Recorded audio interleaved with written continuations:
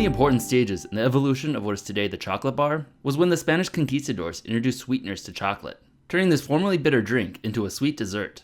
In the past, I've explored 3 other sources of sweeteners: honey, maple syrup, and sugar beets.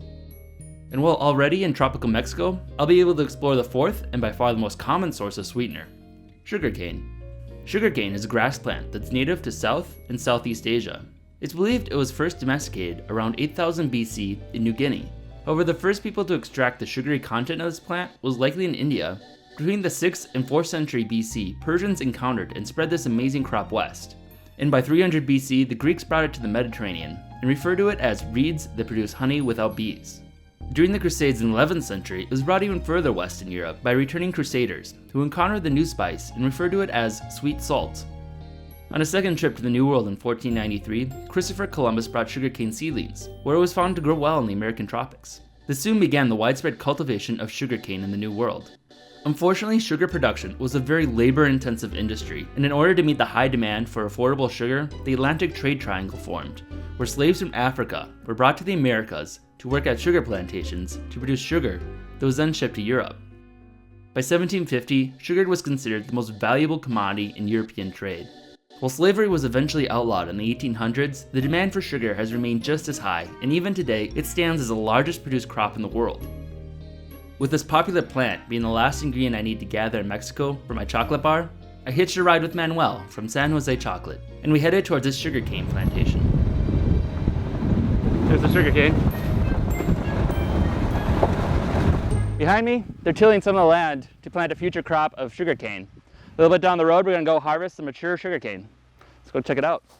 Once planted, it takes around a year for the sugarcane to fully grow and be ready for harvest. They can be harvested yearly, but they'll usually be replanted every 2 to 3 years to increase their yield. Can you tell me a little bit about the whole process of growing sugarcane? Que estamos sembrando caña. Viene el trabajador pone la caña así y la otra la pone hacia atrás, se corta así.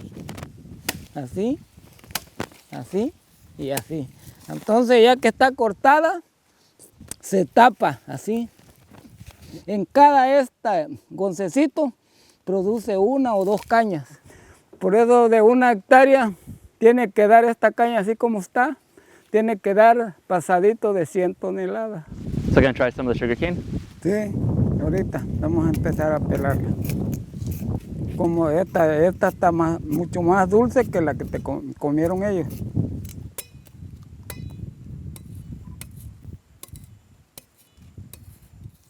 Quiebra.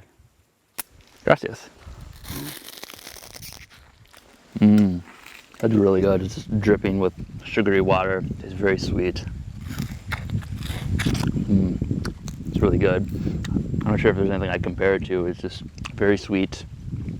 And it's got a lot of fiber from the actual fiber of it, but it tastes really good. Muy bueno. Muy bueno, ¿verdad? So can I harvest some sugarcane? Sí, ahorita la vamos a cortar. Vente para acá. Vamos a cortarla una más sazona.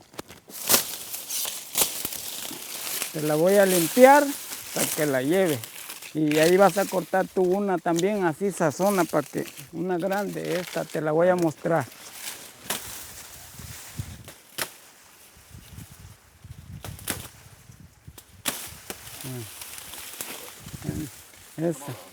Esa. All right, so now I got some sugarcane. Gracias. Gracias a ti también por haber venido a conocer la caña, cómo se cultiva la caña de azúcar.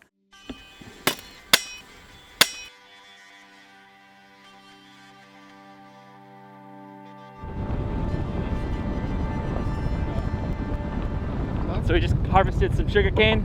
Hopefully we'll be able to get this through customs. With my last Mexican ingredient collected, it's time to head back home after my long adventure in Soconusco region of southern Mexico and process all of my raw ingredients to make my chocolate bar. Back home, I needed to extract the sugar from the cane. Usually this is done using rollers to crush the cane and extract the juice. This is something I've witnessed firsthand before on the streets of India when I visited there in the past, although then it was actually done to make a refreshing sugarcane drink. Not having a similar press myself though, I attempted to do it with the next best thing, a vise.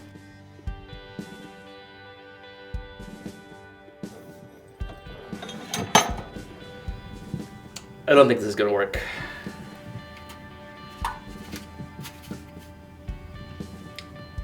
Got a little bit.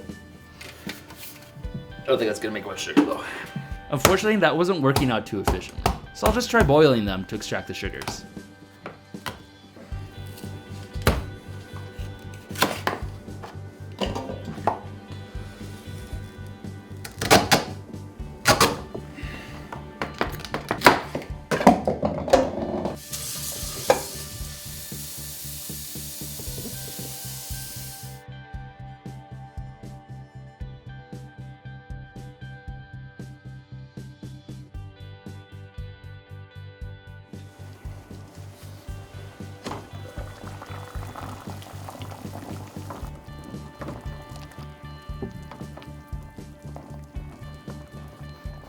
Actually kind of smells like sweet corn. Now it's boiled a while, got the syrup extracted. I can start fishing out the sugarcane.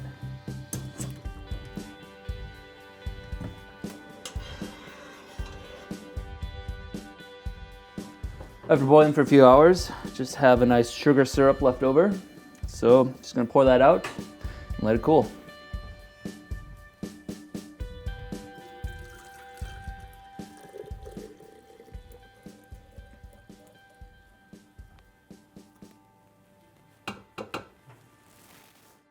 Now that I've extracted the sugar syrup from the sugarcane, that now makes 4 different types of sweeteners I've produced so far in the series. So, I'm a little curious to try them all out, see how they compare, and see what I want to use for my candy bar.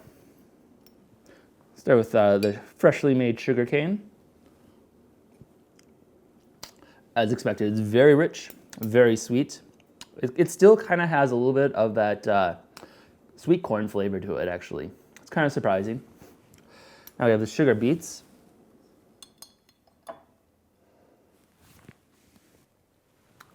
That's also really good. Kind of similar. It's got a slight bitterness that we talked about before that kind of remains in the molasses of the sugar beets. It's a little bit cooler, so it has a little bit more of a texture that reminds me of the maple syrup.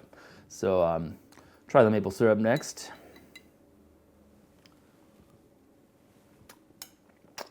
Very good. It's got that nice maple flavor, kind of a natural woody flavor. I really like that. Makes it very different from the other ones. I think it's a little bit less concentrated, so it's not quite as sweet, but it's still very good. And last, I got the honey, which is a lot thicker than the other stuff.